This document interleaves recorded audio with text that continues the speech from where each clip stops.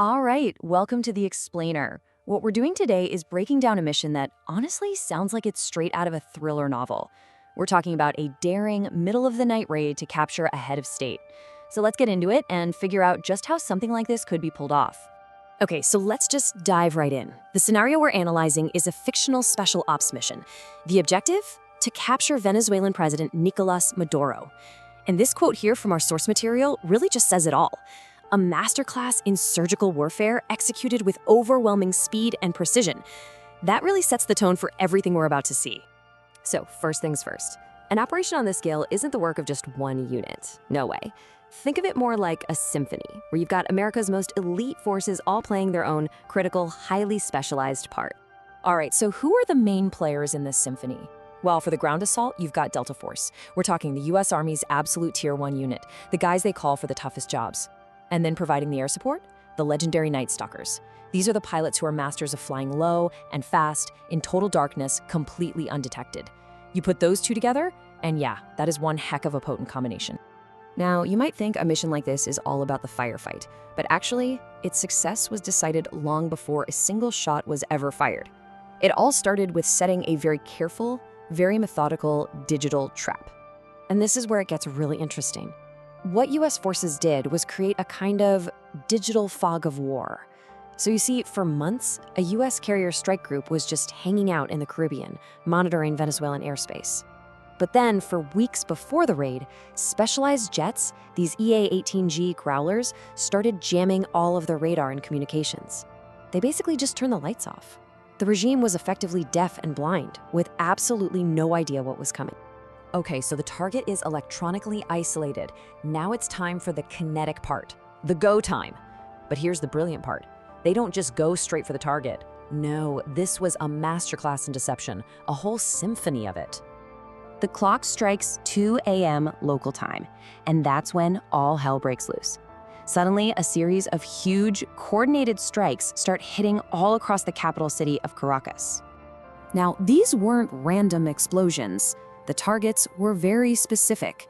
Places like the La Carlota military airbase and the Fuerte Tuna military complex.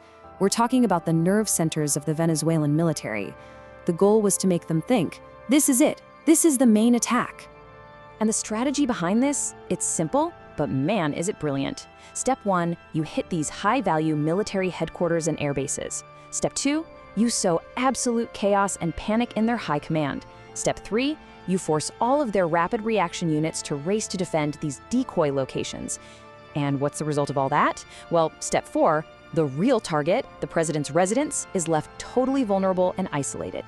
So, with the city in chaos and everyone looking the wrong way, that's when the real assault team, the tip of the spear, makes its move. They came in low and fast. The Night Stalkers flew this whole convoy of specially modified helicopters. Let's start with the muscle of the group. The MH-60s, also known as DAPs. That stands for Direct Action Penetrator. And yeah, you can basically think of them as flying tanks, just loaded with M134 miniguns and rockets, creating this protective bubble to shred anything that might try to shoot at them from the ground. And then you have the workhorses, the MH-47G Chinooks. These are the big boys. This is what the Delta Force assault team actually rode in on. These things are monsters, capable of carrying a whole lot of gear and people, and more importantly, lifting them out in a hurry. The pilots flew these things at rooftop level through the city to drop the team right on the doorstep. So, once they're on the ground and inside the residence, the fight is on. And you can bet it was intense, but it was also incredibly brief. See, Delta operators are masters of what's called close quarter battle, or CQB. The whole idea is to use overwhelming speed and, well, violence of action to just dominate the space and neutralize any threats before they can even process what's happening.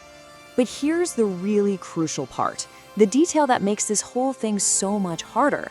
The mission mandate was capture, not kill. This wasn't an assassination.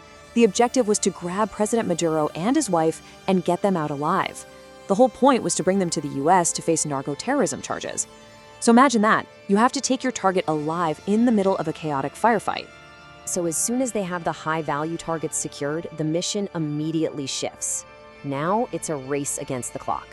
This is maybe the most critical phase, extraction.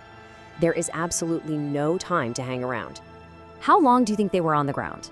The entire thing, from the moment the first Delta operator's boot hit the ground to the moment the helicopters lifted off with their targets, was just a few minutes.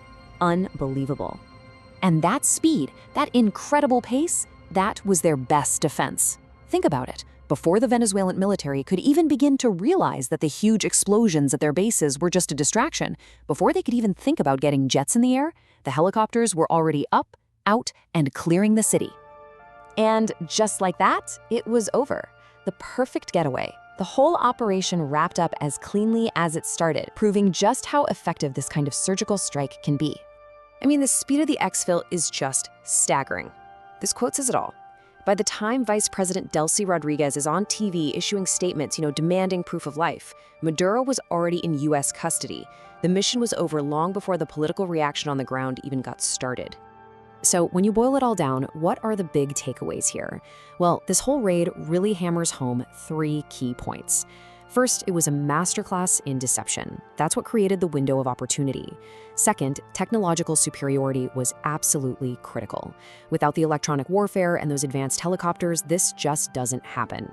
And third, speed is security. The rapid execution and withdrawal meant there was no time for any kind of effective response. They proved you could hit a head of state in their own capital city and just vanish. And that leaves us with one last kind of provocative question to think about. In an age where we have all this advanced surveillance and incredible defense systems, what does an operation like this really show us about the vulnerabilities of even the most protected leaders? It makes you wonder, right?